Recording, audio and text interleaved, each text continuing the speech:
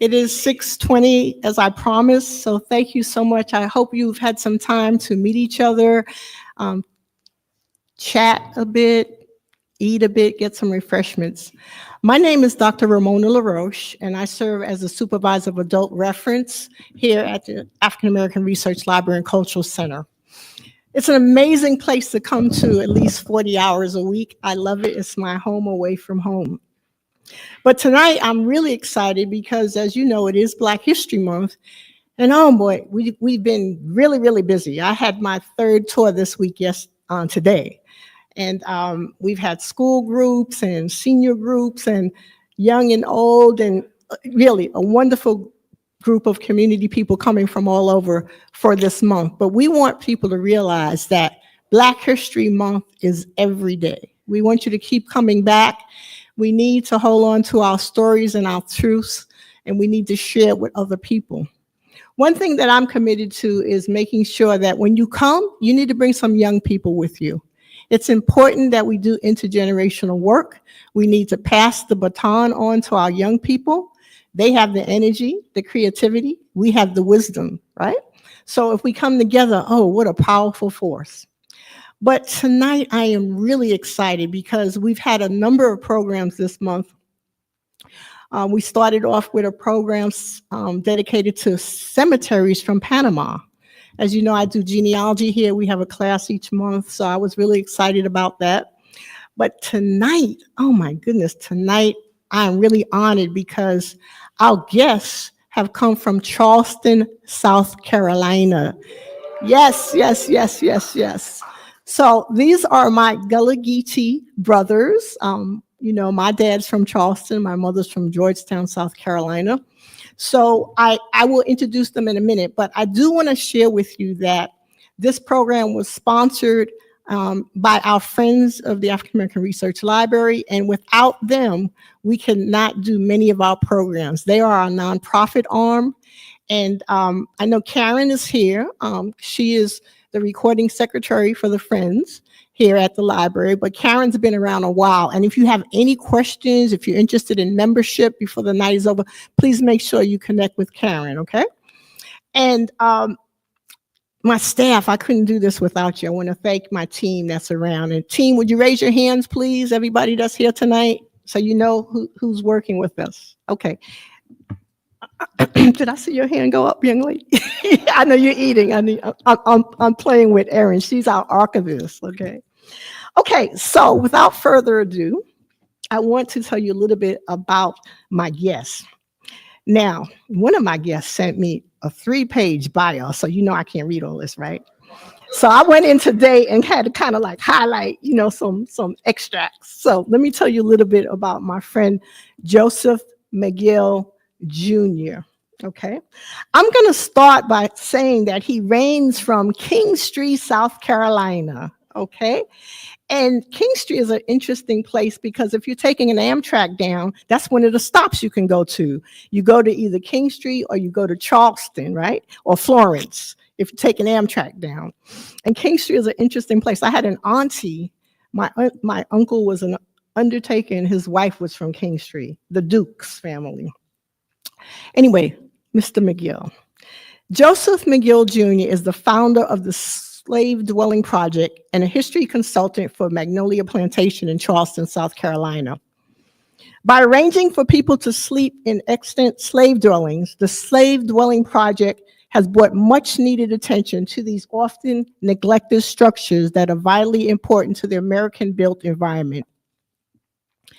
As of the beginning of 2018, and that's a while ago, Mr. McGill had conducted over 250 overnights in approximately 100 different sites in 19 states and the District of Columbia.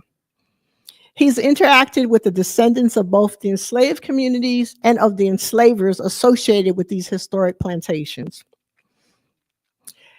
In 2013, he started a conference, and that conference is connected to his findings, and it's an amazing conference. He moves around in different places around the country. He's also the founder of Company I, the 54th Massachusetts Regiment, Reenactment Regiment in Charleston. If you recall, the 54th Massachusetts were the stars of the movie Glory. And Joe and I met many years ago, and I told him I wanted to reenact, and I said, well, who could I play? And first he said Harriet Tubman. I said, oh no, that's too much. I can't. That's too much responsibility. But instead, I reenacted Susie King Taylor, a woman of my heart. She was a Gullah Geechee woman from Darien, Georgia. At 14 years old, after the Union Army freed our people, she actually went on to work as a nurse, although never hired or paid. She was a nurse, but she also taught soldiers how to read and write, because her grandmother in Savannah had what we call a basket school. So basket schools were schools that were formed, and because reading was illegal, so our children would go with baskets and into the school and do their studying and their reading, and they'd come back out with books and stuff, but it would be in these baskets. So her grandmother ran one of those schools, and that's how she learned to read and write.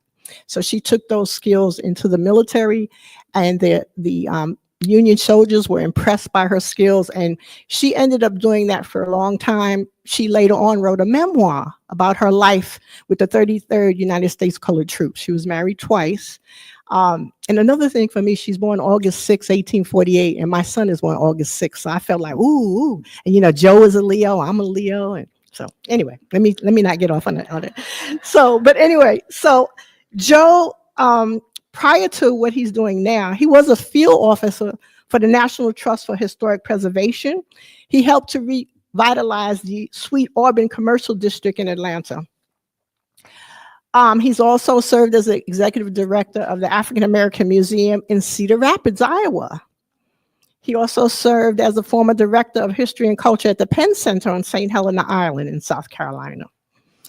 He was also a National Park Service ranger at Fort Sumter National Monument in Charleston. I could go on, but I'm going to stop right there for Joe. Okay. So would you like me to let you come up first, or you want me to wait till he's ready to talk? Okay, I'll tell you a little about Herb now too. Okay, so Herb Frazier.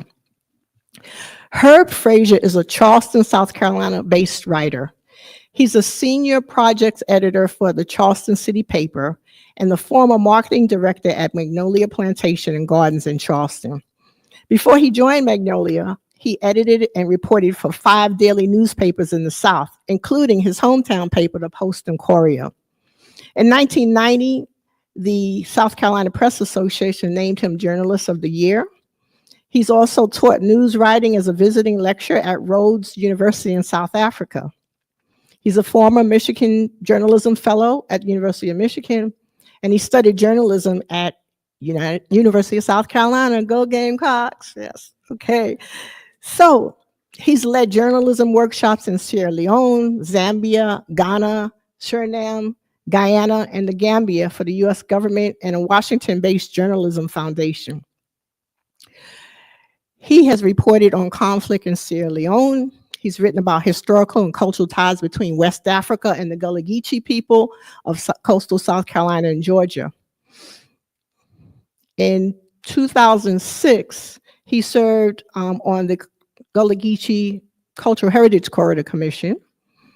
And he also is the author of Behind God's Back, Gullah Memories. And he also was a co-author with We Are Charleston, Tragedy and Triumph at Mother Emanuel with Marjorie Wentworth and Dr. Bernard Powers Jr. Of course, you know about his latest book, but I do want to tell you that he's also coming with a new book. Crossing the Sea on a Sacred Song tells the story of an African funeral song that links a Georgia family with a woman in Sierra Leone. Okay, so I bring up Joe just to get started.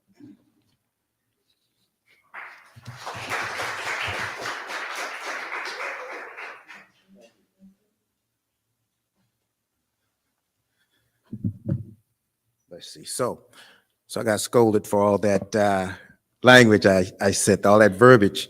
Well, I have to produce quantity to keep up with Herb's quality. So that's why that was. So yeah, thank you. Thanks for the invitation. Glad to be here.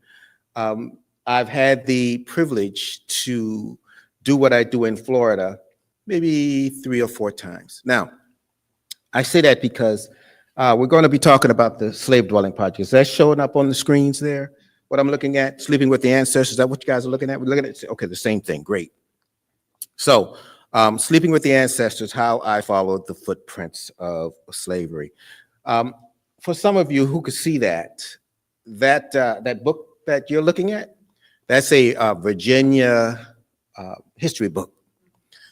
In that book, it talks about the relationship between the enslaver and the enslaved people. Now, what that book disseminates to the readers is that the enslaved people were happy and that the enslavers were benevolent. So that book is similar to the history book that I learned from. I graduated from King Street Senior High School in 1979 with that impression that was taught to me. Now, it took a little research, actually took a lot of research, to find out otherwise, that my enslaved ancestors were not happy with that lot in life, and that the enslavers were not benevolent. And I learned about that because in the introduction, it was said that I was a park ranger at Fort Sumter National Monument. In order to qualify or become a park ranger, it required that I do the research, because standing in front of an audience who's coming to the place where the Civil War started, you have to be prepared for the answers that you're going to get. And of course, being a young Black park ranger, you have to be extra prepared for the questions and the pushback that you were going to get. So in acquiring the knowledge that I needed to do this job is when I discovered that the state of South Carolina lied to me.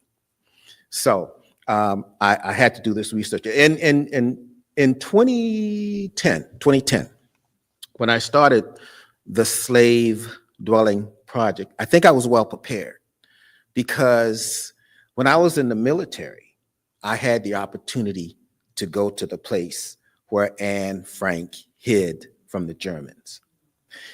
And when I was in that space, it did something for me. I realized that being in that space made me aware that what my teacher was trying to teach me in school at that time, that she was teaching about this space, became more relevant because I was in that space. Now, that planted a seed that would lay dormant for a while. That seed laid dormant until this experience at Magnolia Plantation and Gardens, my former employer. I was there being a part of a team that was inspecting the work that was being done to restore the slave cabins there. And when I was a part of that, I said out loud, you know, when these places are done, I'd like to spend the night in one of these cabins. And somebody heard it. Somebody heard it who took it up the chain of command. They took it up to the chain of command to Tom Johnson, who was the executive director at the time. God rest his soul. And he thought it was a great idea. And because he thought it was a great idea, I acquired a list from the State Historic Preservation Office, SHPO. Every state has one. So I acquired that list and started making phone calls and started explaining to them what I wanted to do. Now, luckily for me, they understood. They got it, because they were preservationists, or are preservationists, just as I am. They understand the need to preserve spaces, to preserve buildings. And because they got it, they gave me the list I needed to start making phone calls to explain to these hosts, these property owners, these stewards, my intent. And luckily for me, most of the folks who I started talking to initially, they eventually got it. Now, of course, when I made that request, there was this awkward pause, because if I were to call you as a property owner and make that request, you'd have to think I'm crazy, off my rocker. Some thought that.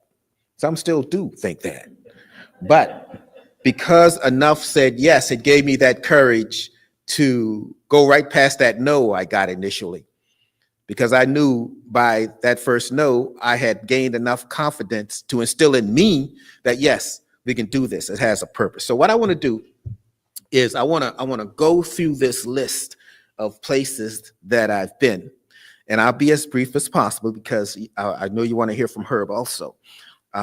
So if you look at what's on the screen, you see all those states in the District of Columbia. Now, if you do the math, it's about sleeping in slave dwellings. And you're going to see places on there that might be a little confusing. It's kind of like trying to fit a square peg in a round hole for some. Because when you think about slavery, some of those states you don't think about. Just as I was in 1979, having slavery relegated to southern states on plantations, well, you're going to have to think beyond that. And as we progress through these slides, I'll help you do that. Let me see if I can do this right. Okay, it worked. So I kind of did this thing kind of in alphabetical order. So I thought that was the best way to give you an inkling of the slave dwelling project. So Alabama and Arkansas, two southern states, it fits into the category of what the slave dwelling project is accomplishing. So Alabama there, that place there on the left. Now, one thing I learned very early, because I was working for the National Trust for Historic Preservation, I had the opportunity to travel often.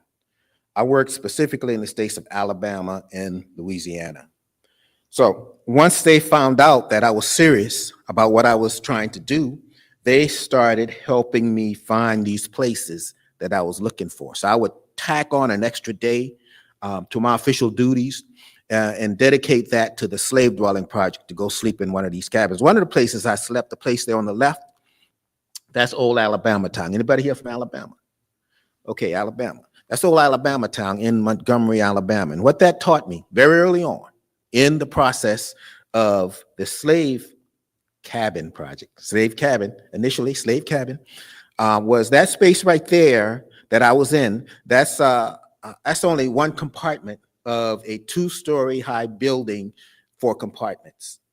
And if you look at what's in there, it would give you the impression that that's not bad. That's not a bad place to live. So what I discovered was a lot of the people adorning these places had a tendency to put in these places what they wanted these places to be. Something comfortable. They wanted to ease the situation or make comfortable the people visiting that space to give them the impression that, well, slavery wasn't that bad. And if you visit a plantation, if you visited some of these spaces, you may hear some of those comments, people saying that, but none of that's true. Okay, so if you look there to the right, Arkansas, behind the big house. So I started going to Mississippi, the state of Mississippi, very early on because friends of mine, a co-worker for the National Trust for Historic Preservation, they had acquired property in Holly Springs, Mississippi. Well, this young couple thought that, well, this nice, beautiful property in the back is a slave dwelling. Well, in Holly Springs, Mississippi, they do these things called pilgrimages. You know, Natchez is pretty famous, infamous is a word I should use for that, for their pilgrimages. Well, Holly Springs does this also. Pilgrimage, they concentrate on a nice, beautiful big house. Well, Holly Springs wanted to take it beyond. They wanted to take it beyond the back door, so they created this thing called Behind the Big House. They heard about this guy going around the nation sleeping in slave dwellings. They called on me. So for the last 13 years, I've been going to Holly Springs, Mississippi, and Arkansas picked up on it, and they wanted a similar program, so we created that. Connecticut, see, that's that northern state that I talked about. Anybody from Connecticut? Another hand from Connecticut. Well, a hand from Connecticut, I should say. Connecticut abolished slavery in 1848. Now, when I go to Connecticut for the last 7-8 years, I've been going to New London, Connecticut, to the Hempstead houses. We celebrate Juneteenth there. Also stayed in a place called the Bush Holly House. And there, this gentleman was a shipper, inland shipper. And I'm sure enslaved people were part of the property that was being shipped. Dickinson Plantation, Dover, Delaware. Mr. Dickinson was one of the signers of the Constitution and an enslaver. Florida, that's where we are now. So Kingsley Plantation, I visited there in Jacksonville, Brunswick, Georgia, Butler Island. And Butler Island, about 6 or 7 months ago, the place that I stayed on Butler Island, it was destroyed by fire. Yeah, that happened. Griffin, Georgia, Roswell, Ossabaw Island, Savannah, Sauté, Nakuchi, St. Simon's Island, Ossabaw Island, Sauté, Nakuchi, Savannah, Georgia, all those places. Pretty interesting places that I've gone to along the way. Kansas, Lecompton, Kansas. There was that period in the history of each state that came into this union that they had to deal with the slavery situation. How were they going to treat that particular issue? Well, in Lecompton, Kansas, they were debating that issue. And that's where I got to spend the night, in the building where they were debating that issue. Kentucky, it took me a while to get into the state of Kentucky. But once I got there, I have stayed in a few places in the state of Kentucky. The last place was Camp Nelson in Kentucky, where during the Civil War, Camp Nelson was that place where those formerly enslaved people would gather. In a lot of places like that, in the situation of where the Union forces would be, these enslaved people or formerly enslaved people would come into the Union lines. And for the state of Kentucky, at least in this particular area in Kentucky, it was Camp Nelson where all of that went down. Now, I got to admit that all the places that I've gone have not been hospitable. And I have to put Lexington, Kentucky in that category of not being hospitable, because I think the players there at the time were just checking off a box, as in, we need to do this, come on in and do your thing and just keep it moving. Hopefully we'll see a change in the near future. Louisiana. When people ask me, where do you suggest I go visit to learn the real story about slavery here in this nation? Nationally, I tell these folks, go to Louisiana, go to Whitney Plantation, because Whitney Plantation, they tell the story from the bottom up. Now, if they ask me that question locally, I live in Charleston, near Charleston, Berkeley County, I tell them McLeod Plantation, because McLeod Plantation, you could go to that place and you will hear the story from the bottom up. You see Maryland there also on the list: Annapolis, Cambridge, St. Mary's. St. Mary's was ground zero for Maryland, as in Charlestown Landing for South Carolina, where the colonizers came in and occupied a space and purged the natives and took over everything else within the state. St. Mary's was the equivalent of a Charlestown Landing in the state of Maryland. Prince George's County, Vienna, Maryland. We spend a lot of time in the state of Maryland. Medford, Massachusetts. Anybody here from Massachusetts? Well, Medford, Massachusetts was a very interesting sleepover. Isaac Royal Sr. was the largest enslaver in the state of Massachusetts. His 500-acre plantation is now Tufts University. Isaac Royal Jr., his son, was one of the founders of Harvard Law School. Now, Harvard Law School did a good thing about Harvard University did a good thing about 4 years ago, maybe 5 years ago. They committed $10 million to research and scholarship about their involvement in the institution of slavery. Now, they have walked that back some, as in, you know, a lot of organizations that are walking back a lot of their policies, call it, you know, anti-DEI. So, you know, the university has gone through that. Minneapolis, Minnesota. Anybody from Minnesota? Minnesota. Now Minnesota is one of those states, when you think about slavery, you probably wouldn't put that state right there. But here's the connection. Dred Scott, a free man, went into Minnesota, Fort Snelling.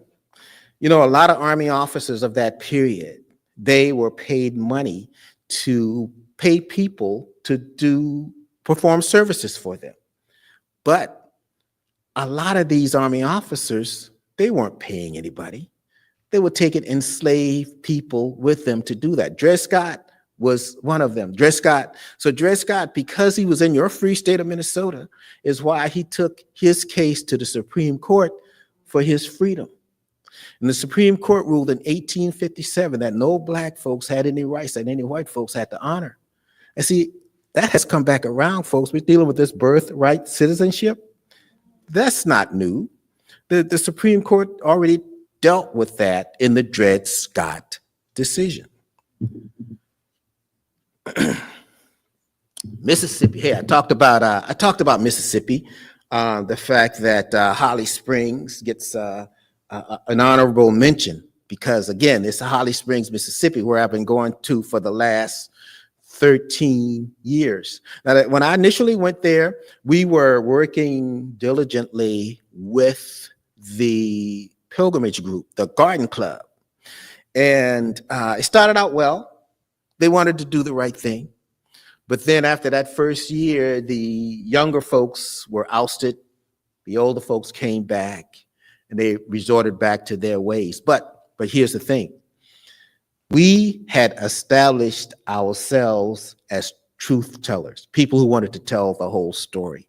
And there was someone in the audience who tested our sincerity. And because she was in the audience and tested our sincerity, she saw the possibilities of continuing these programs specifically for youth. And because we've been doing that for the last 12 years, the Mississippi Humanities Council has been funding our efforts to do that. Oxford, Mississippi, another place, the University of Mississippi is there. Hannibal, Missouri, Kansas City, Missouri, Lexington, Missouri. Lexington, Missouri, I got a story from Lexington. So we as preservationists tend to be bullies. And let me explain that. So we as preservationists, we think that everything should be pristine. Everything should coincide with the Secretary of Interior standards. Well, we're going with that attitude. Preservationists, we came into contact with a lady who had just acquired property, nice, beautiful, big house, and a slave dwelling on the property. Well, then we got in her ear and we were telling her, well, if you want to do it right, you got to do it like this. You can't do that with this property. And she got so frustrated with us that under the cover of darkness, she tore it down. So that's why I'm glad that happened early on in the process, because that made me pull back from my staunch way of thinking that they had to be pristine. All I want them to do now is exist. Because if they exist, that means we have the opportunity to come in and do what we do. We have the opportunity to come in and give those folks that opportunity to have the same feeling that I had when I went into that space where Anne Frank hid from the Germans. New Jersey, anybody from New Jersey? New Jersey abolished slavery in 1804 on paper. But when the Civil War started, people were still enslaved in New Jersey. Now, the place I stayed in New Jersey tells well the abolitionist story, because we have a tendency to honor abolitionists, and we should. But here's what we should also know about abolitionists.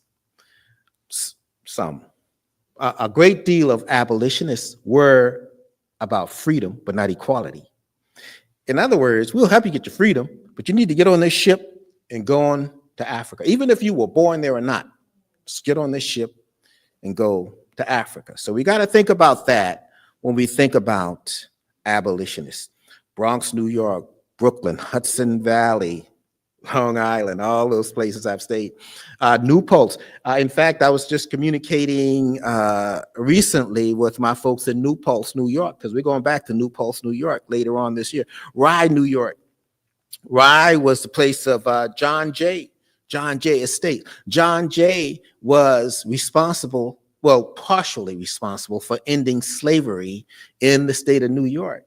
Slavery ended in New York in 1799 on paper. But the last person freed in New York was 1827. And in 1703, 40% of New Yorkers were enslavers. But John Jay, while he was advocating or trying to get rid of slavery, he was at the very moment enslaving people. Hey, kind of like, all men are created equal.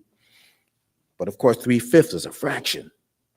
And all men are created equal. Thomas Jefferson, he owned 600 people. Not to mention, of course, the Sally Hemings story. Shelter Island, Sylvester Manor is where I stayed. That particular enslaver had plantations in the Caribbean islands. And this plantation in New York was growing the provisions needed to supply his plantations. North Carolina, lots of places in North Carolina. That place right there, that's scary. That was very scary for me. Had a dirt floor, saw snake skin, all that. And the people who were staying on the property, they were people I wouldn't want to hang out with beyond this project. And it was real scary in that place that night. But I stayed there. I was not alone. Durham, Hillsborough, Pineville. That was let's see, I've stayed at five presidential sites so far. Pineville is the James K. Polk site. James K. Polk, he's also a Tennessean, but he also has some connections to North Carolina. You know, he played a lot in this westward movement, Manifest Destiny, and in the acquisition of what is now Western U.S. You know, it used to be Mexico, but now it's the Western U.S. We talked about Pennsylvania already. Pennsylvania abolished slavery in 1780. Pennsylvania had a rule on the books that said if you enslave a person for 6 months, you have to free that person. Well, some Pennsylvanians would enslave them for 5 months and some change, send them back down south, bring in a whole new batch, start the process all over. Even our President George Washington, one of 12 slave-owning presidents, practiced that when he was in our nation's capital of Philadelphia. Rhode Island. Hey, guys, anybody from Rhode Island? Rhode Island was kind of like a bedroom community for enslavers, Southern enslavers, because a lot of them had a nice, beautiful house in Rhode Island. In fact, the largest importer of enslaved people lived in Rhode Island, the DeWolf family, capital D-E, capital W-O-L-F, the DeWolf family, importers of people. Of course, you see South Carolina all over the place. That's ground zero. That's where I live. It was my intent just to do South Carolina. But then I started and it was just, I just couldn't stop. Tennessee. There's anybody know where that is? That site in Tennessee? That's the Hermitage. You know, that's the home of Andrew Jackson. Yeah, that's where, you know, it was interesting staying in that place that particular night. The ambiance was great. Saw fireflies, turkeys in the trees. but it was good. I loved it. Brenham, Texas. Anybody from Texas?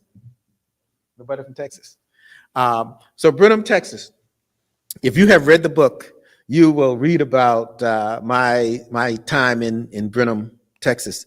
I stood on an authentic auction block, and I thought about enslaved people standing on auction blocks, having to bare their backs to the potential buyer, to show that potential buyer that there are no marks on his or her back, because marks on his or her back is an indication of them being beaten. That means you're about to buy or not a combative enslaved person. And why would you want to do that to insert amongst your broken and docile enslaved people? So I thought about those things standing on that auction block. Virginia, of course. Virginia, all over. Virginia gave us the most presidents, and they also gave us the most slave-owning presidents. So, of course, I've stayed in a lot of places in Virginia. I will be staying again in a lot of places in Virginia. We've got some on the calendar already for this year. Sweetbriar, I want to pull out of there because Sweetbriar was the first institution of higher learning where I stayed at a slave dwelling. And I think this might be the last one as far as places stayed. Wisconsin, anybody from Wisconsin? Okay, Wisconsin was one of those situations. Remember I told you about the Army officers going westward and taking enslaved people with them? Well, Prairie du Chien was that in Wisconsin. Jefferson Davis was stationed there. Jefferson Davis was doing just that, took enslaved people with him to do those duties that he should have been paying someone for. Dodgeville, Wisconsin, Henry Dodge, the first territorial governor of Wisconsin, enslaved people. And of course, Washington, D.C., that's the Octagon House. That's the White House. And let me explain it. So during the War of 1812, right, the British came and they burned our nation's capital. But part of the reasons for that, anybody hear of, let's see, who was the gentleman, give me liberty or give me death? Patrick Henry. Yeah, I stayed at Patrick Henry's place. And you know what I just found out? One of the reasons why they burned the nation's capital? Because of Patrick Henry. Patrick Henry, when he was wherever he was in government affairs, he said, yeah, let's start these state militias. I think it's a good thing. But he also stipulated that they were state militias. If those state militias could have been called up to DC to protect DC, then the British would not have burned our nation's capital during the War of 1812. But because of Patrick Henry and his staunch opposition for taking those troops out of the state and bringing them wherever you want to bring them, is why our nation's capital got burned. Well, one of the reasons. I'm sure there were others. Washington, D.C. Okay. So we've done 8 conferences. Our last conference was in Philadelphia, Pennsylvania, October of last year. Up until that point, we had not had a conference in a northern state. They got an excuse, but we had to change. We had to fix that. So that's why we had the conference last year in Philadelphia, because you got to think about this. Even after these states legislatively abolished slavery after the Revolutionary War, they were still complicit. Complicit because that's where the factories were adding value to the cotton that was being picked. That's where the insurance companies were putting insurance on enslaved people. That's where the banks were putting mortgages on enslaved people. That's where the shipbuilders were, and that's where the ship owners were in those northern states. So we stressed all that. Now, that's really important for next year, 2026. 2026 is the 250th anniversary of the American Revolution. Well, we're going to immerse ourselves in that, but we're going to bring the atrocities along. you know, the parts of the history that folks would rather forget to remain comfortable. That's not us. That's not what we do.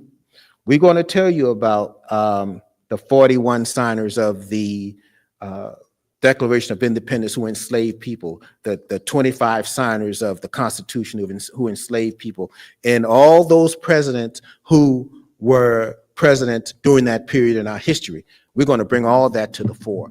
And we're trying to encourage the Native American voices to do the same thing. All right, folks. So this is my last slide. So while you have an opportunity, if you think like young folks, which I hope you do, take a photograph of that.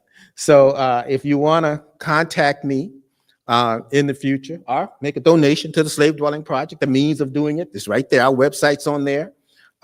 Please make a photograph of that. And as Herb is making his way up here, you'll still have that opportunity to take a picture of that. So Herb, come on up, take your time, let these folks take their picture. So here you are.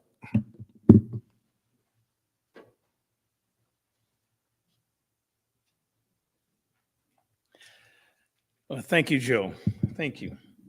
I always like to thank Joe because he's given me the opportunity to help him tell his incredible story of traveling around the country.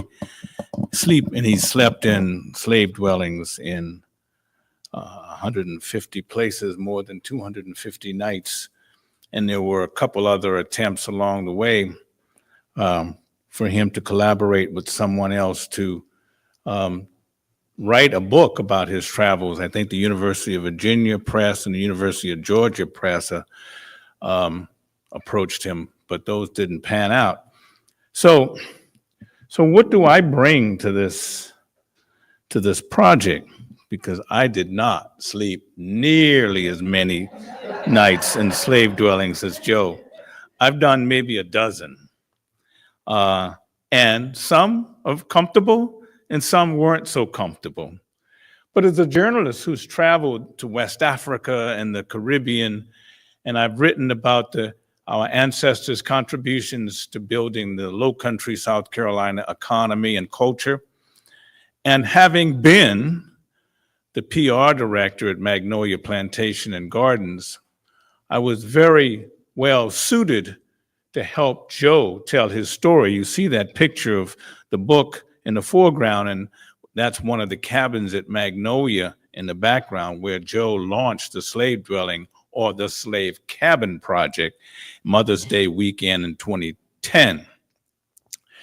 And as he mentioned, someone heard him say, I want to sleep in one of those cabins when they're renovated. They're 1850 era cabins, and Joe was part of a small team of preservationists who were overseeing that renovation work. And it went up to Tom Johnson, who at the time was the executive director of Magnolia, and Tom was very supportive of the early start of the slave dwelling project, and he made that happen. So when Joe started the slave dwelling project, I would send out press releases to let the regional media and local media know what he was up to. And because I knew right away when he told me what he wanted to do, being a frustrated journalist, or because I'd left daily journalism a little while, and I was in public relations, I knew that as a recovering journalist, I should say, I knew that the media would latch onto that story immediately. And when NPR did a story on Joe's travels, the cat was out of the genie was out of the bottle. He didn't need my help anymore. People were looking to cover his story and maybe even spend the night in slave dwellings with him. So as the 10th anniversary of the slave dwelling project approached, Joe approached me and asked me if I would help him tell his story, document what he had done. And I told him, I don't have any time for that. No, eventually I did. I said, okay, let's take a look and let's see how we're going to do this. So in the early beginnings of the slave cabin project, Joe would write a 500-word blog about his experiences. And then as other people joined him, they too wrote their blogs. So we took these blogs and we put them together and we looked at them and we tried to think about how they would fit into the narrative. And then we started to add the history of the sites that he visited. And then we started to add in the history of the time period. But one of the ingredients that really, really needed to be in this process up front was the voices of the enslaved. Because their voices, when they were alive, their voices were muted. And we wanted to tell this story, Joe's story, through their perspective. In the process, which took about a little over 2 years to do, we would meet every week. We would sit down, we would do research. We'd sit down and look at what we had, and we started putting it together. And in the process of doing the research, I also talked to Joe. I interviewed him like I had not met him before, that I did not know this story before. I tried to come to it as this is the first time I heard this story, and I would ask him questions that were pretty obvious to me, but I wanted to hear it in his voice. And one of the questions, too, that I asked him repeatedly, how has this changed you? Because the Joe McGill who spent that first night in a slave dwelling in Magnolia Mother's Day weekend in 2010 is not the same Joe McGill that you see today. Joe is a much more forceful voice. See, back in those days, back in the beginning, he was a little timid guy. Seeing a Confederate flag would send him running, not anymore. But he's a lot more bolder in his approach, and he's a much more forceful in advocating for our ancestors. So that is the transformation. As he changed too, his approach to it changed. Now, on this slide is Terry, James, and Joe, and you see Terry. Terry is perhaps, up until this point, I think, is the only guy who spent about 50 nights in slave dwellings. That in and of itself is an accomplishment. But the way that Terry approaches it, those of you who've read the book, you know how Terry has spent the night in slave dwellings. He spent the night shackled because he wanted to get as close as he could to the experience of what our ancestors experienced. Now, Joe mentioned that he went to Montgomery, Alabama. The picture on the left is a slave dwelling outside of Montgomery. That's Riverview Plantation. That experience in Montgomery illustrated or showed Joe that he needed to change the name of his project from the Slave Cabin Project to the Slave Dwelling Project, because in Montgomery was the old Alabama town. Also, that image of that cabin shows that not all dwellings where our ancestors lived were on the southern landscape. Old Alabama town is a rural setting. Is an urban setting. So that is a shift. Alabama also, I believe, if I'm correct, was the first time Joe spent a night in a slave dwelling outside of South Carolina. So that was an important shift as well. And we note that in the book and we talk about that. Now, the dwelling on the right, it looks like the big house, doesn't it? But it's not. That's a slave dwelling at in North Carolina, in Wilmington, North Carolina. That slave dwelling, 2 stories, has a 5-hole privy, not outside, but inside. It can accommodate 8 families. It is one of the most splendid examples of a slave dwelling, and Joe remarked that if he had been enslaved in that period, he would have loved to have spent or lived in that dwelling at Bellamy Plantation. Don't be fooled by the opulence of it, however, because that was not designed to make the enslaved people there comfortable. It was an expression of the owners flaunting his wealth. You know, it was a status, exactly, a status symbol. Joe mentioned that the last slave dwelling conference was at Philadelphia. This is Clifton. It's the first cabin stay or overnight stay in a northern state in Philadelphia. But for me, I like this particular story that we tell at Clifton, because at Clifton we tell the story of, any of you AMEs there know the history of the African Methodist Episcopal Church? That's where Richard Allen was enslaved. And since I grew up at Mother Emanuel AME Church in Charleston, where the shooting occurred in 2015, that story, that research into that really helped me understand not only the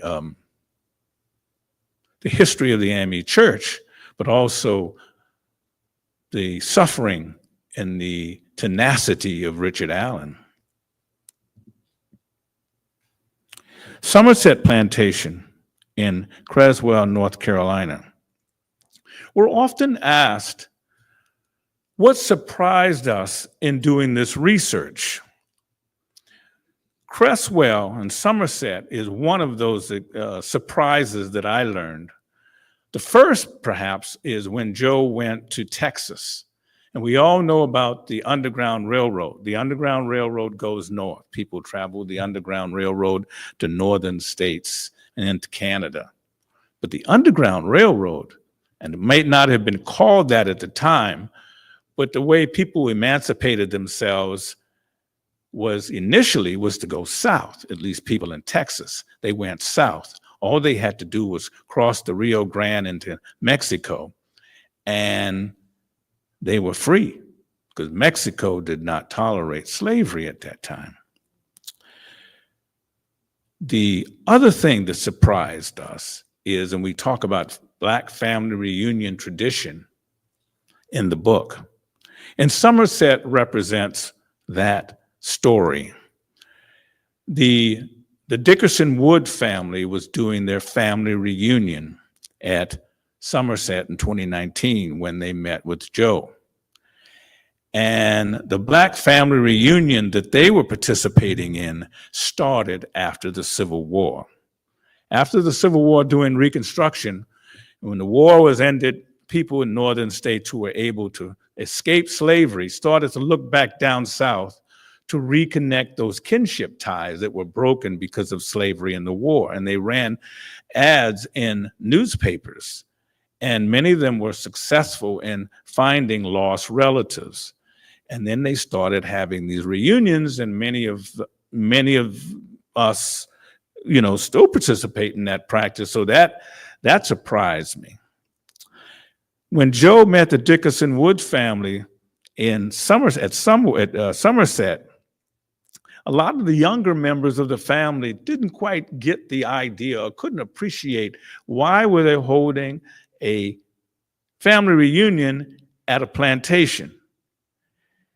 All of them were the descendants of Kofi and Sally. Sally and Kofi were captured in West Africa, brought to North America on the same slave ship, and both sold to Somerset, where they met one another, got married, had children, and 200 more years later, their descendants are gathering in that place. But the older members of the family understood and could appreciate how what they did now in the 21st century, how important it was to not only bring the family together and keep them together as a collective unit, but also to pay their respects to the ancestors who built Somerset and America. And so I would like to just take a moment and read to you a little bit from the book about the Dickerson Woods family reunion at Somerset, because it gives you some insight into how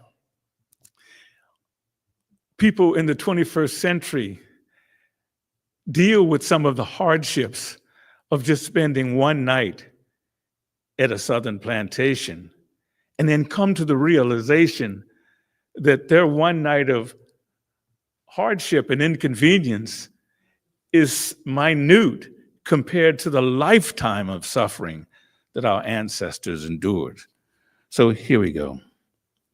At midnight, the group sang "Happy Birthday" to Deborah before settling in for the night.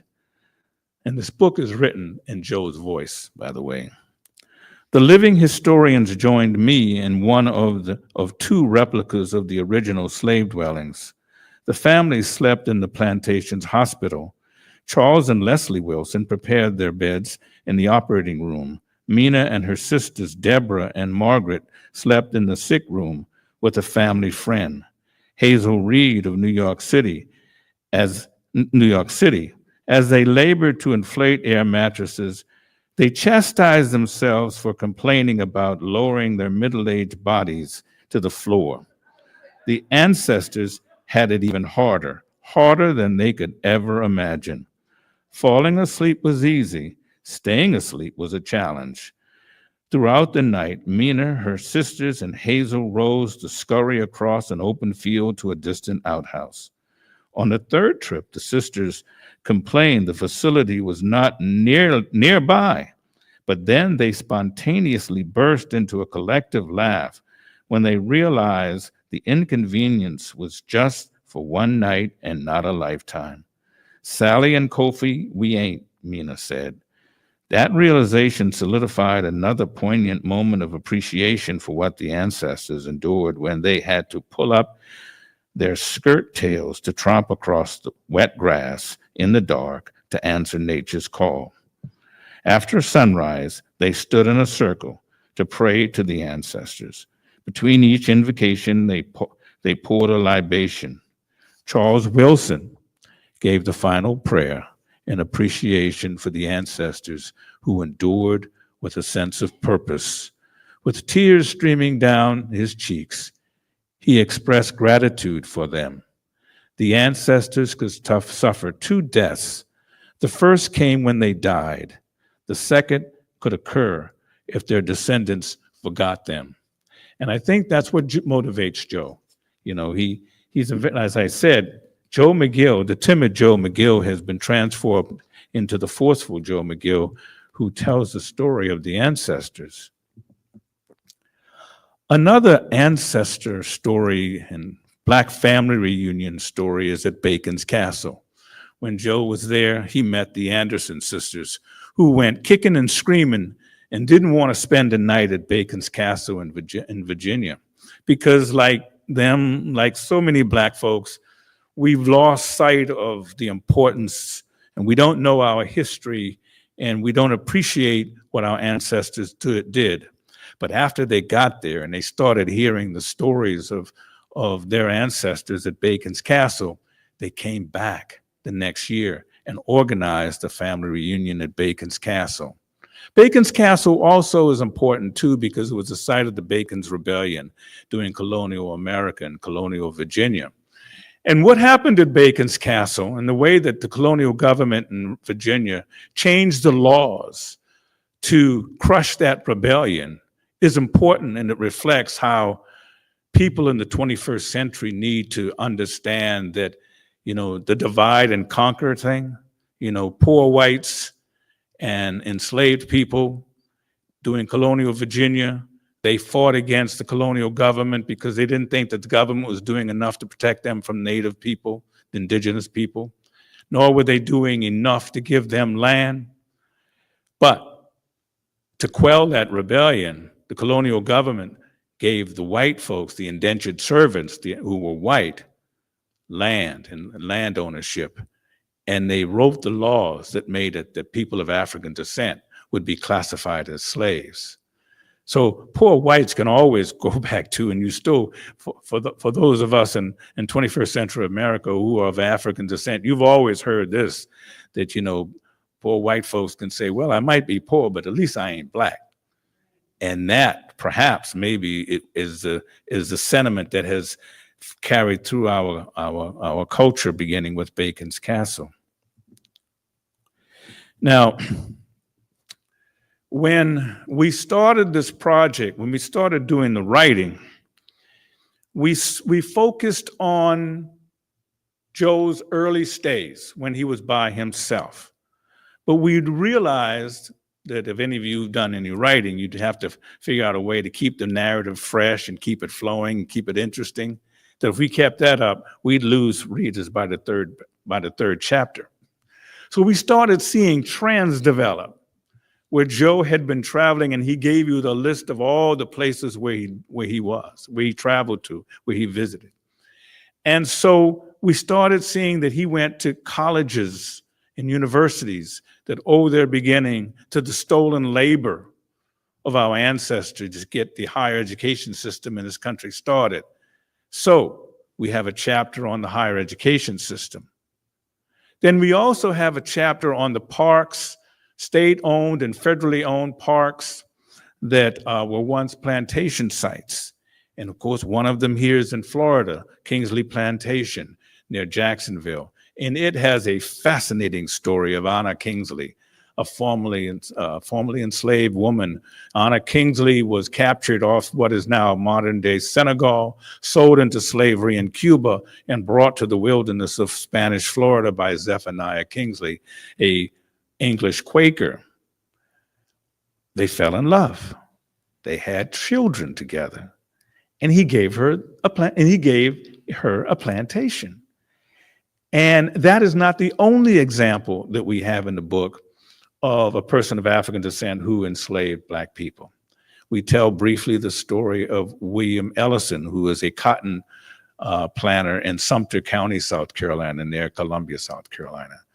And when we saw these stories of Black people, we paused for a millisecond and we said, do we really want to go down that road? But of course, we needed to go down that road if we were going to be truthful to the story, truthful to the history, because slavery, as we all know, was an economic opportunity for you, whether you were white or Black, and everybody was a participant in it. And then the other thing that Joe touched on it, 12 of our nation's presidents enslaved people. And they did so when they served in the White House. So we have a chapter on presidential sites. Also, in telling these stories, and slavery, of course, in the northern state, we were very conscious of looking for stories that we could talk about the agency of our ancestors who did incredible things in spite of their enslavement, like Paul Jennings, who was enslaved by James Madison, who witnessed the War of 1812, and he wrote a book about his time in the White House with James Madison. And of course, the noted poet Jupiter Hammond, who was enslaved on Long Island, who wrote poetry and published a book. And there's several other examples of people who did some extraordinary things under some very harsh conditions. Now, during the Q&A period, I'd like for you not to ask this question. Don't ask Joe if he's seen any ghosts, because he ain't seen none. But we do believe that the ancestors, the spirits of the ancestors guided us in this work, because they brought to us some incredible stories that you will find in the book. Because that first night ended with Joe getting up that morning, Mother's Day weekend, or Mother's Day, which is a Sunday.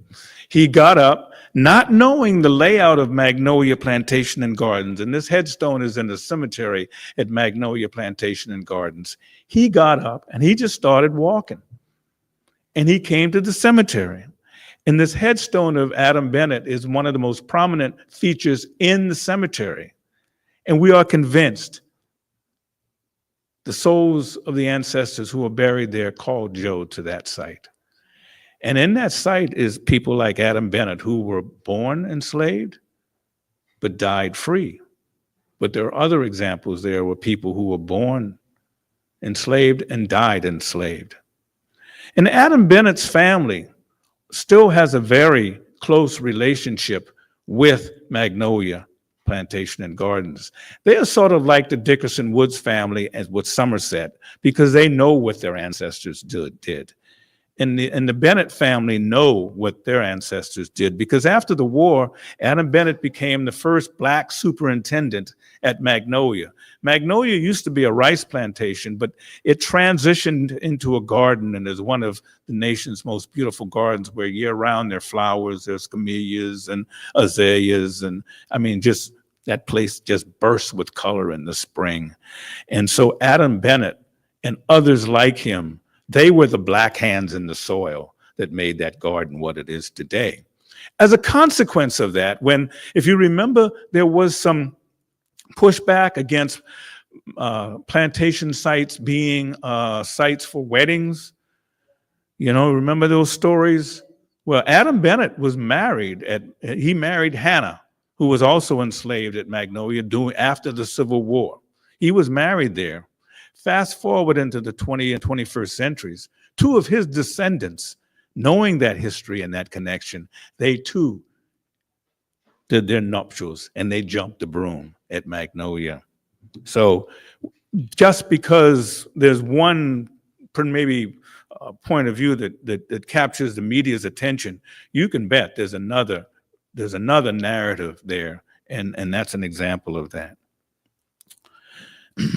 Now, we really love it when we're before school kids, and we found that this is in Griffin, Georgia. I'm talking to some kids at the Bailey Tebow House south of Atlanta. And young people are very excited about this history. And we found that they're not afraid of this history.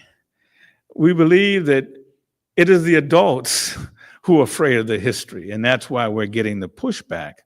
And so here we are in Georgia, a southern state, a conservative state in some respects. And these kids are asking questions. And this one kid, this one young lady, she could jumping out of her seat and she's waving her hands and she wanted to get attention so she could ask a question. And I said, "Yes, ma'am, what's your question?" And she directed her question at Joe. And she said, "Mr. McGill, were you alive during slavery time?"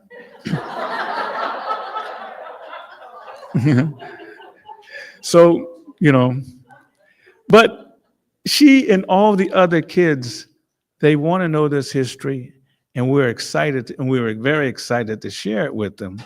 And one of the things that makes that possible now is this paperback book, which has a teacher's guide, a reader's guide at the back. The paperback came out last month, January. The book itself, the hardback, came out in June of 2023. And so it makes this history a little bit more accessible to kids in the 8th grade and above. And so we're looking forward to more school children hearing this history. And that's the paperback that was released last month by Hachette Book Group in New York, and it's everywhere. It's in Barnes and Noble. And I will end with this. Joe touched on it briefly. I'm helping Joe now tell his story in a different way. The story, Sleeping with the Ancestors, of course, is through the antebellum lens. We want to tell this story through the colonial lens and talk about our ancestors, the role that they played, not only the free enslaved blacks, but also free blacks, the role they played during the American Revolution. And we want to bring in the voices of indigenous people. So that's what we're working on now. And we hope to have this ready for release by 2026 when the nation celebrates 250th anniversary of its birth. So thank you so much, and we're looking forward to answering any questions that you have. Thank you. Oh, thank you. Okay. So we just go up here? Okay, if I can get up here. Here for me. So as my colleague brings me a chair, I'm going to sit down for I have a couple of questions that I'm going to field, and then we're going to open up to the floor. Thank you. Appreciate it. Okay, perfect. Wow. Amazing, amazing. I remember when Joe started this project, and we're here today in 2025.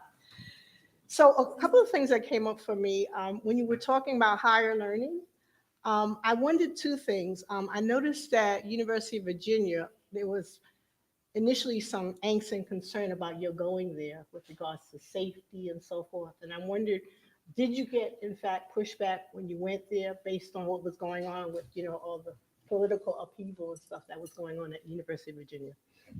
Yeah, when we did the University of Virginia, we had a conference there.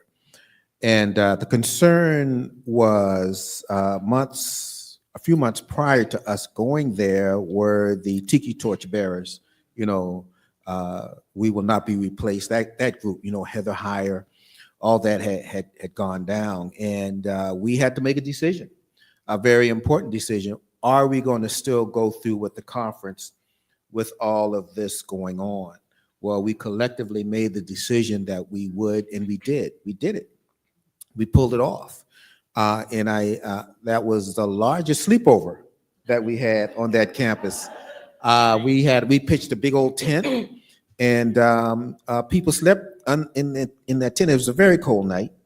Now, luckily for me, they have an authentic slave dwelling still on the campus. I got to sleep there in that space, which was a little warmer than the people were in that tent. But the short answer to your question is, yeah, we had to contemplate all that, but we made the decision to go forward. Okay, great, thank you. My other question is, what was University of South Carolina's response?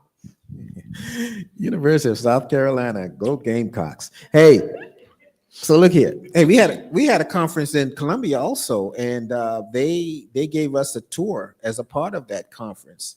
And they brought to the fore, which I already knew, but some of the members of the audience did not at the time. At the University of South Carolina is a slave dwelling right behind the president's house on the Horseshoe. I have not yet gained access to that place, at least not to sleep. When I made the request initially, I was talking to the president's wife, and she said, well, in that building right now, what they do, they have servers in there. I said, servers? Actually, it was the computer servers. But of course, my mind went somewhere else immediately. But the short answer to the question is, I have made the request to sleep in that slave dwelling, and it has not yet happened. Right. It's been a long time coming. Well, let me I add remember. one other quick place in South Carolina where he's not slept, where he needs to be, is the campus of Francis Marion University in Florence, because there's a slave dwelling there, and we've also made the request there. And Francis Marion, of course, fits into, of course, the Revolutionary War because, Swamp Fox, noted military leader in South Carolina who enslaved Oscar. So one of his aides was alongside him throughout all of these military maneuvers through South Carolina. Everybody knows Francis Marion, but that's the unknown story of Oscar, the African that he enslaved. Okay.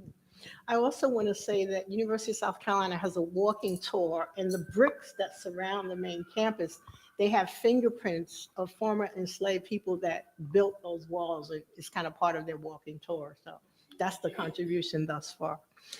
Yes, I wanted to ask, you mentioned the Whitney in Louisiana, which is an amazing place. If you're ever in New Orleans, make sure you do that tour. It's unbelievable.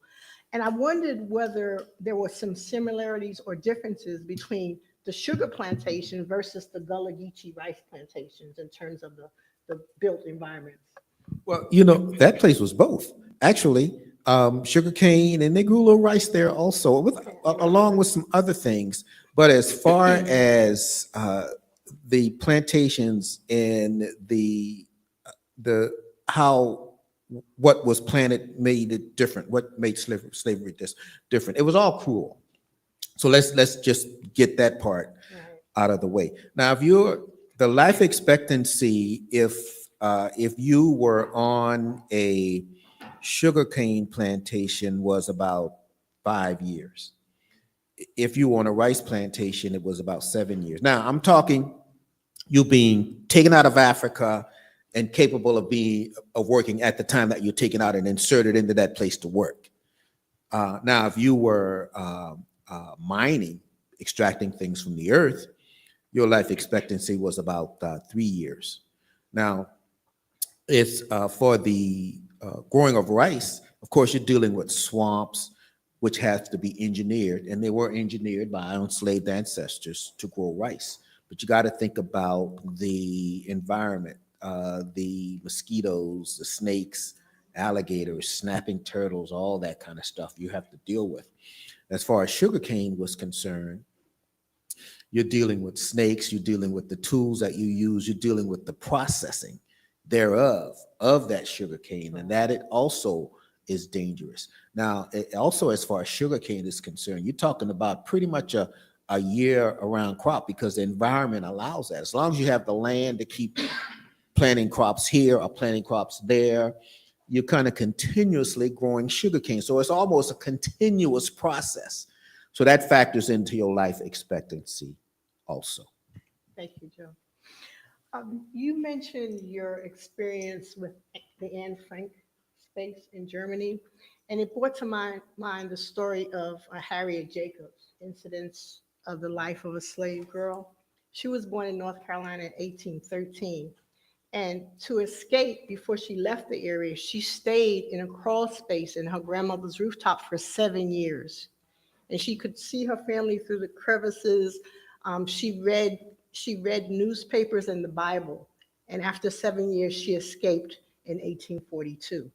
And I was thinking about this whole idea of place and what you feel when you go in place. And remembering also the two times that I stayed with you, the cabin.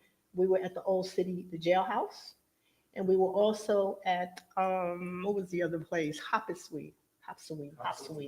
Hopsawee was wintertime. It was cold. There was a fire going in the fireplace. I could not breathe. I was all night choking like I wanted to be warm, but I also realized I could barely breathe.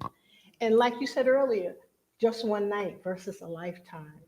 So I want to thank you publicly for those experiences because ordinarily I wouldn't have done that. So, this is a special calling, and I want to thank you publicly for that. So I don't want to dwell. I do want to ask later what place in Bronx, New York, because that's my hometown, and we'll get to that. But I want to open up the floor now to questions. And if Karen will help with the mic, if you raise your hand, she'll bring the mic to you. Thank you, Karen. Yes, you do. To the gentleman there, two questions. Yeah, we're recording, so you need to use the mic. Oh, will you repeat that statement you said about the abolitionists? The abolitionists. You made a statement about them. What was that statement? You remember? Yeah, a good percentage of abolitionists were about freedom, but they were not about equality. Okay, that's what I was trying to remember. Okay, thank you. The other question, when you all stayed actually in the slave quarter, did you have an air mattress or a sleeping bag? I've done both, but most recently we did a sleepover at Magnolia because a local television station did a 1-hour special on the slave dwelling project, and we spent there. We did the campfire discussion, then we went to sleeping in the cabins. I had an air mattress. I cheated. Okay, all right. So Okay. So my very first night at Magnolia, I only took a sleeping bag, and I learned quickly I needed more than a sleeping bag. Now I need a padding, a sleeping bag, and a pillow. But I learned that first night. I'm a quick learner. But here's the thing: you got extremes of places. You saw one place that I pointed out that I was afraid of that place because it had dirt floor. Well, there's the other extreme. I stayed in a place that sold for $400,000. So it comes with the amenities. People use these places for various things. Some of them are prime time, ready for prime time. They're visitors. They're at museums, so you can visit them accordingly. Some of them are privately owned. Some people use these things as she sheds, man caves, pool houses, storage spaces, rental space, Airbnb, all that. So I've slept in all those places. Questions? Here's one right here.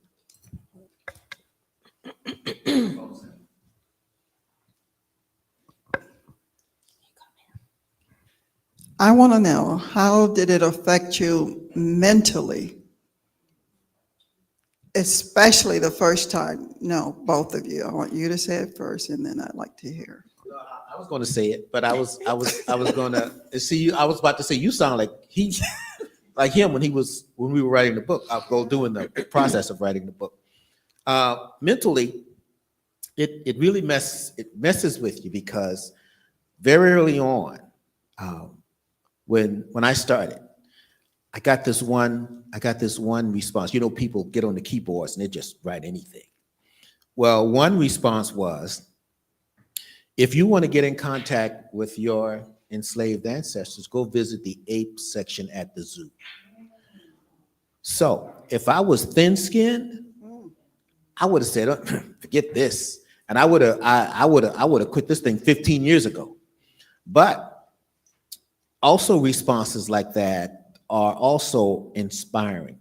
When I get the pushback that I get, then that's my inspiration to do what I need to do. When I went to that place where I didn't know I was going, when I woke up in that cabin that first night at Magnolia Plantation and Gardens, and just ended up in that place, not knowing where I was going, and seeing those indentions in the earth where if people were lucky enough to have been buried in a box, that box would give way and the earth on top of it would conform. Those spaces made me know that I'm speaking for these folks, as Herb said, who were muted when they were here on earth. Now I'm continuing to look for those telltale signs. And now these enslaved ancestors are speaking to me through these built environments. Their work that they did is speaking for them. Because if you go to these mansions, if you peel back the layers of these mansions, if you look for these axe marks or as marks, you know that that's their mark. They did that.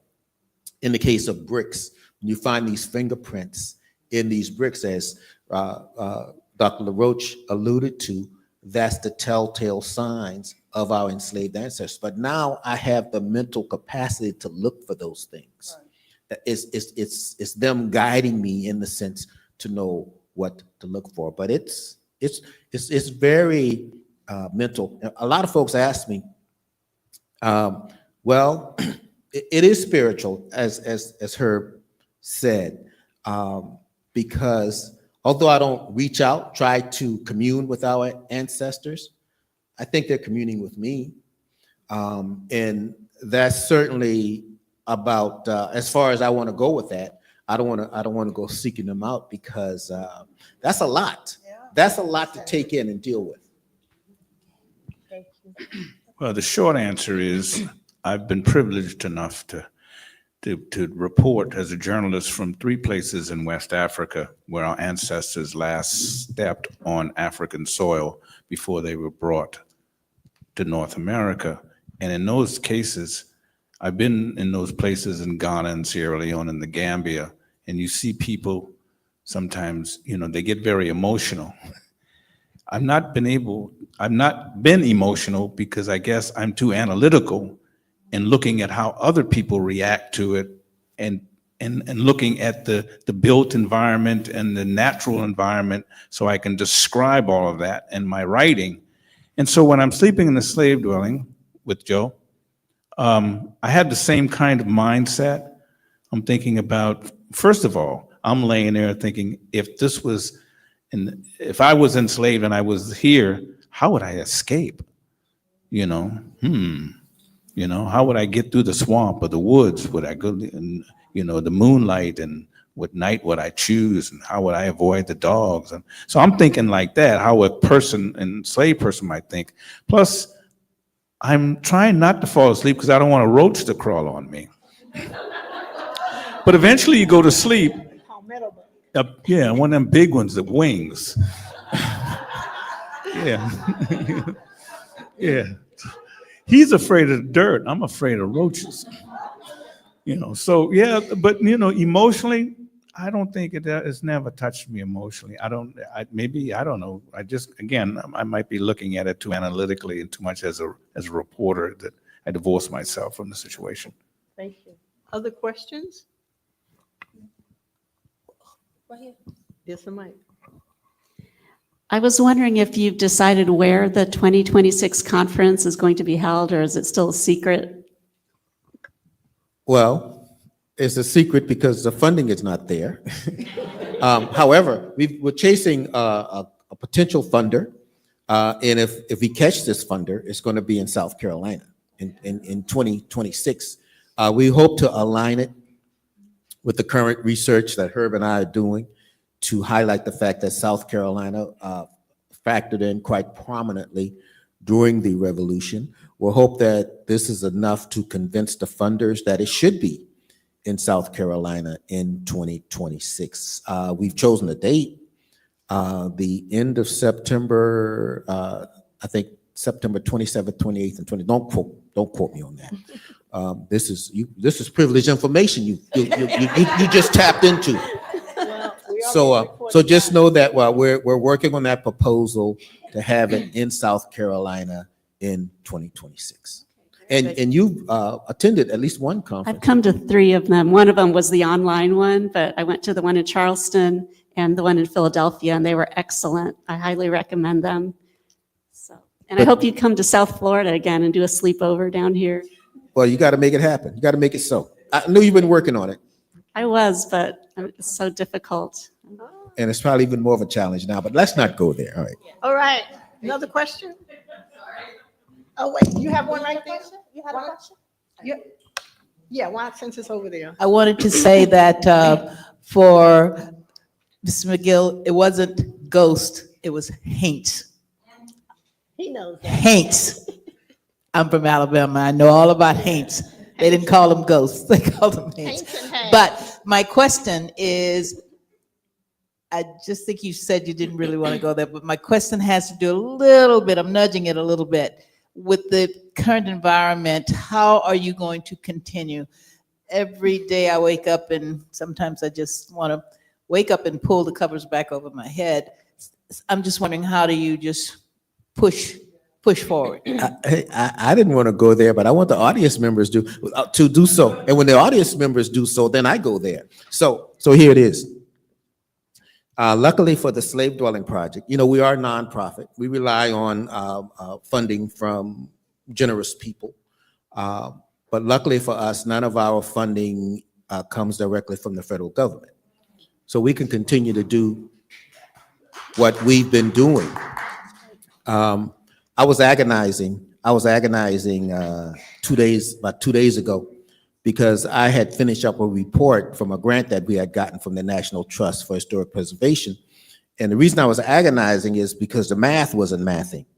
The way I turned it in, we were like $4,000 short, which means that the money that they had still owed us was like $4,000 less, because again, the math wasn't mathing. So they closed it out, and we got the $4,000 anyway, because of the language that we provided for them, that we had accomplished what we had set out to do. So now I can exhale because of that. But getting to the root of your question, we are dealing now with some folks who are cowering. 3 days after the election, we got a call from this one organization I was negotiating with, and they said, because of the election, we're not doing this. We're not doing it. It's not going to happen. Now, this was high profile. This was the Arlington House, in Virginia. Yeah, that's Virginia. So they said that's a straight out no. But on that same token, there are those who are calling to make appointments afresh. They are believing in what we do. What people are dealing with now and so much more aware of now, 15 years ago, that's why we became who we are, because of what's now so prominent. That objective to quash this history is why we exist. And because we have existed for 15 years, we're better prepared to deal with it. And we are going to deal with it. That's why I talk about the 41 signers of the Declaration of Independence, the 25 signers of the Constitution, the enslavers, the 12 slave-owning presidents. We want folks to know that in 2025, we're going to come with the celebration, but we're not going to leave out those atrocities. We're going to bring the whole story. Thank you. We have one more question, and that will be, oh, I'm sorry. Excuse me. I'm so sorry. Hi, I'm Leslie. I'm a daughter of the South, and I thought I knew most everything until I went to the Whitney and found a really factoid that I couldn't even believe or comprehend about anyone teaching any writing to young people, or people were killed. Do you still get astounded at what you uncover or what you find on your journey of 15 years? Yeah, I still get astounded because I'm continually amazed based on what was taught to me, or what was the lies that were taught to me. It is astounding. But in this astonishment I find out why folks don't want it taught. Because if you look at photographs of lynchings, you see an audience of people. Some of those people are still alive. If you look at what went on in Little Rock, Arkansas, the pushback of integrating the school, you look at one of those photographs, you see Jerry Jones, the owner of the Dallas Cowboys. So you realize that a lot of the attempts to minimize this history is rooted in people who are still alive. When I worked for the National Trust for Historic Preservation, one of my last assignments was going into the Mississippi Valley in the state of Mississippi and interviewing people. And in interviewing people, we saw both sides of the issue. We saw the oppressed and the oppressors. KKK wasn't a big thing in the state. Well, it was a thing, but it was not as big as the White Citizens Council. White Citizens Council were the KKK in suits and uniforms. They were the businessmen. They didn't have to go out there and terrorize people. They could do it economically. So I was not aware of all these things. You know, I was not aware that once upon a time in the history of this nation, in the Midwest, there were more KKK members in the Midwest than there were in the southern states. So yeah, as I continue to do the research, and the research Herb and I are doing now, and what we are uncovering about the African-American presence during the period of 1770 to 1783 is astounding. We're pulling out some stuff that I hope is going to be exciting to read, because we're going to use Herb expertise of writing to make it compelling. But yeah, I'm always amazed at things I'm learning about this. Okay, we have one more question that we're going to take. My brother from Phi Beta Sigma. I want to know, have you leaned on the National Panhellenic yet? And have you leaned on your Sigma brothers and your sisters, Zeta Phi Beta, for support? No, I have not. Now, and you know what? You know what? I should do better. I hear you. I hear you. Because I found myself, remember we went to Griffin, Georgia, and these groups of women were part of the program. It was the AKA, it was the Delta, but we didn't get that from our side. But now that I know I have an ambassador, we're gonna make it so, right? Yes. Yes, let's make it happen. Yes, All right. yes. And another one, are you leaning on the churches?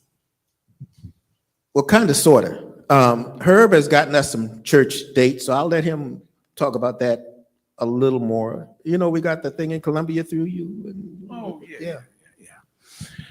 Yeah, we've done a couple events at churches,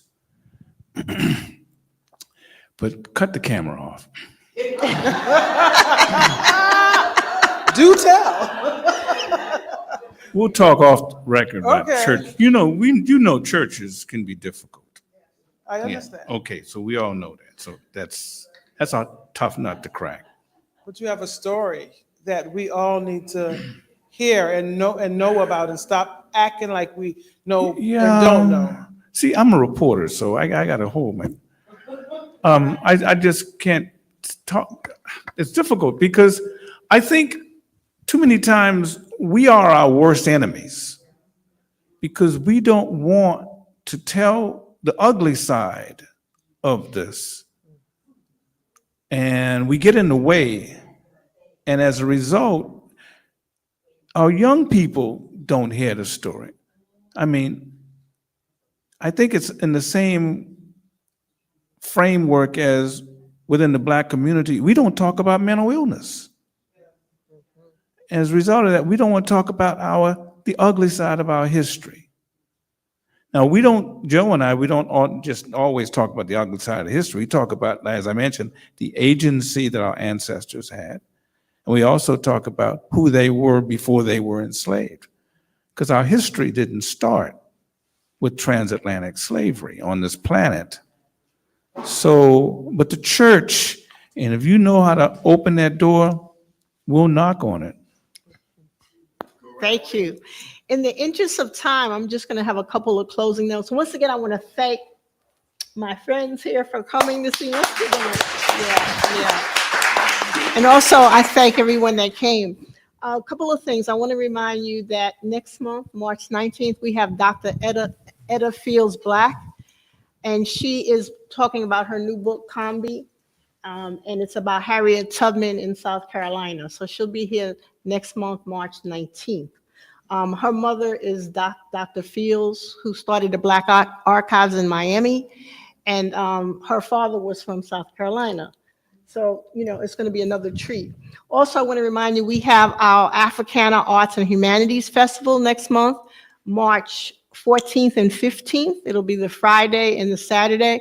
And there are flyers and brochures outside on the table here. Help yourself, help us spread the word, and you can register on Eventbrite. The final thing I want to say is, I made this kind of exclamation quote: existence is anti-erasure. And I'm going to leave you with that note, okay? Existence is anti-erasure. And whether it be buildings or cemeteries or our stories, if they exist, then they do not get erased. Thank you and have a wonderful night. One more thing, please. Just one. Let me read this. It says, a soul-stirring memoir by a modern-day crusader who confronts our nation's original sin to save forgotten national historic treasures in tribute to our enslaved ancestors who dwelled in them. Signed, Dr. Etta Fields Black. Thank you. Again, thank you so much, Joe and Herb. Thank you.